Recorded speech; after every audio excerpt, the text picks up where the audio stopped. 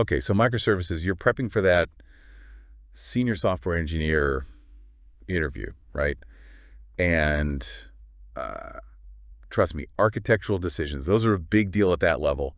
You really got to show you can think beyond just, writing code. Oh, absolutely. Choosing the right architecture. I mean, that can make or break a project. And microservices, yeah, they're definitely the hot topic these days in interviews. Yeah, they are. But here's the thing. Microservices aren't some, magic solution.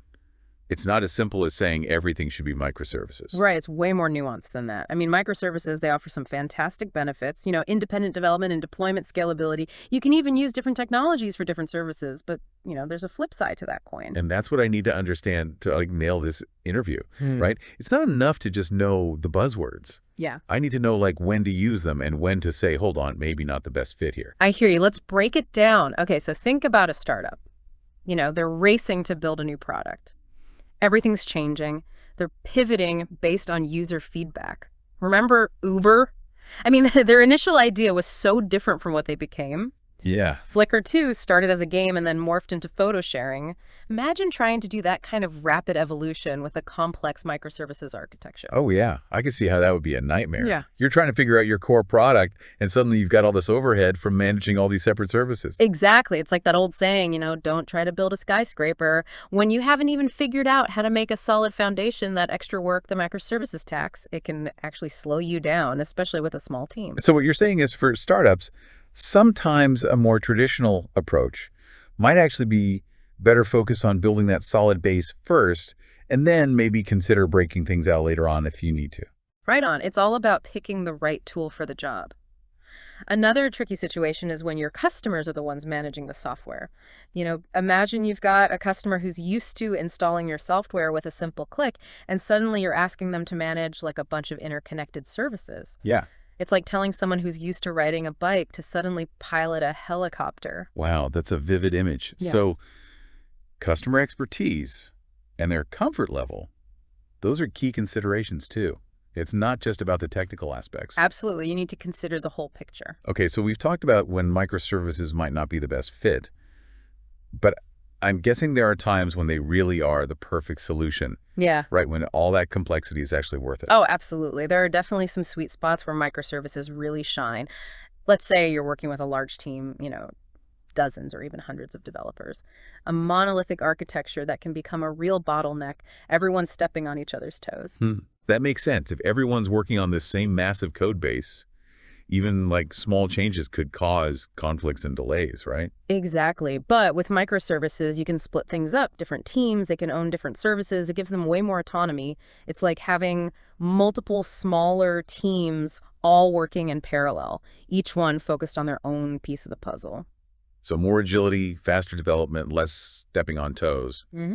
I could see how that would be a huge win for a company that's scaling up their engineering team. Yeah. But wouldn't that also create communication challenges between those teams? That's a really good point, and that's definitely one of the things you need to address in a microservices architecture. You need really clear communication, and strong collaboration practices become even more critical.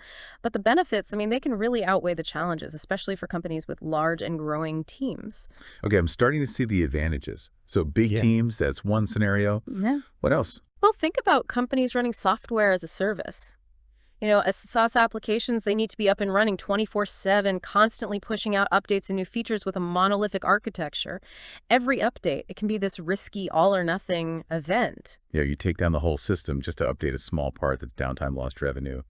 Frustrated customers, not good. Exactly, but with microservices, you can update individual services without affecting the rest of the system.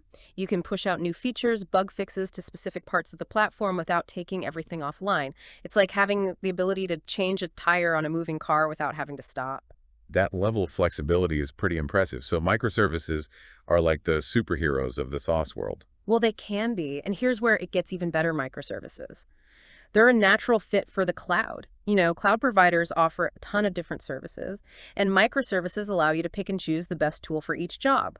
One service might be perfect for running as a serverless function, another one might need a full virtual machine, and yet another might be best on a managed platform. So you can tailor your infrastructure to the specific needs of each service, optimizing for efficiency and cost. That's pretty powerful. It is, and because microservices are technology agnostic, you're not locked in with any specific vendor. You have the flexibility to adapt and evolve as your needs change, but, it's not all sunshine and rainbows. There are still some challenges to overcome. Let's dig into that. What kind of hurdles do people hit when they're actually implementing microservices? This is the kind of stuff I need to know to impress those interviewers. Mm. So yeah, what kind of hurdles do people actually hit when they're trying to implement microservices? Well, one of the biggest challenges, honestly, is just managing all that complexity. You've got multiple services, each one with its own dependencies, deployments, monitoring. It's a lot more moving parts compared to a simple monolithic application. Yeah, that sounds like it could quickly turn into a logistical nightmare if you're not really careful. Oh, it Right. definitely can. You need robust tooling and automation just to handle things like service discovery, load balancing, fault tolerance. And you also need strong DevOps practices, to make sure that deployments and rollbacks go smoothly. So it's not just about writing the code, it's about having the right infrastructure and processes in place to support this whole, distributed architecture. You got it. And another challenge is data consistency. In a monolithic application, all your data is usually in one place, but with microservices, you might have data scattered across all these different services, and that can lead to synchronization issues. Right. If you're updating data in one service, how do you make sure that those changes are reflected consistently in other services that depend on that data?